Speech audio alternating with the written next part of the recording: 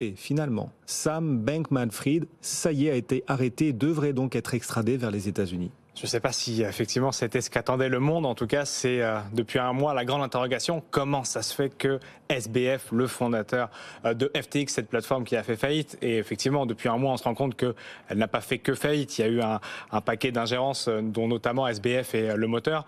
Et on se demandait comment ça se fait que SBF se permet d'aller faire ses courses aux Bahamas. Eh ben, c'est révolu désormais puisqu'il est détenu par les autorités du Bahamas et devrait être extradé. C'est ce qu'on apprend hier dans le communiqué de presse, puisque ça s'est fait dans la nuit. Cette arrestation aux Bahamas devrait être extradé dans les prochains jours, les prochaines semaines aux États-Unis. Les charges retenues contre Sam Bankman-Fried sont les suivantes: fraude électronique en valeur mobilière, la conspiration en vue de commettre une fraude électronique et en valeur mobilière, et le blanchiment d'argent. C'est effectivement ça qui a motivé cette arrestation. Dans le communiqué de presse, le Premier ministre des Bahamas précise que les Bahamas et les États-Unis ont un intérêt commun à tenir pour responsables tous les individus associés à FTX qui ont pu trahir la confiance du public et enfreindre les lois. Et effectivement, voilà, les États-Unis se tiennent prêts à demander l'extradition de SBF sur le sol américain dans les prochains jours et les prochaines semaines. En effet, et Sam Bankman-Fried, donc inculpé de fraude par la justice américaine. Pendant ce temps, comment l'adoption des cryptos dans le grand public se manifeste-t-elle? Comment évolue-t-elle? Depuis la crise du Covid-19, donc depuis 2020, le nombre d'acheteurs crypto a quadruplé.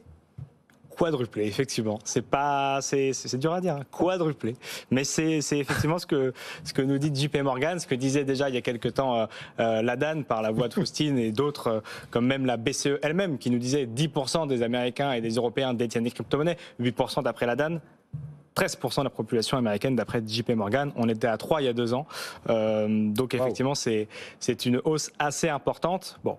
Le contrepartie de ça, c'est que si on écoute ce que nous dit JP Morgan et qu'on regarde les flux à partir de la banque, de la filiale Chase de JP vers les plateformes de crypto-monnaies, si on fait effectivement cet ajustement, on se rend compte que le prix d'achat moyen des consommateurs est de 42 à 45 000 $. Donc effectivement, ils sont en perte. De 42 $? 42 000 à 45 000 $, pardon. D'accord.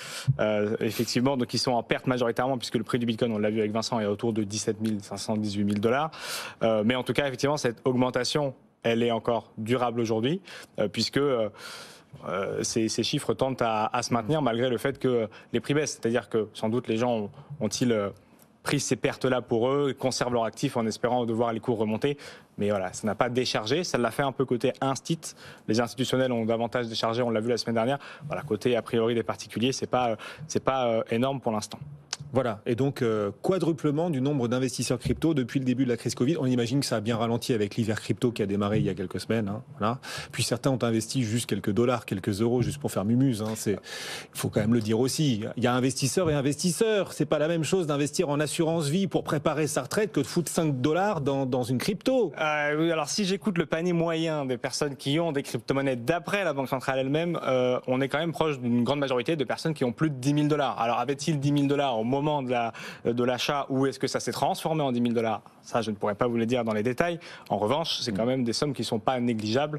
Encore une fois, là, on parle de sommes importantes. Le marché, effectivement, représentait plus de 2 000 milliards il y a encore quelques mois. On est autour de 1 000 milliards aujourd'hui. Donc, ça a dévissé, ça a décroché en partie.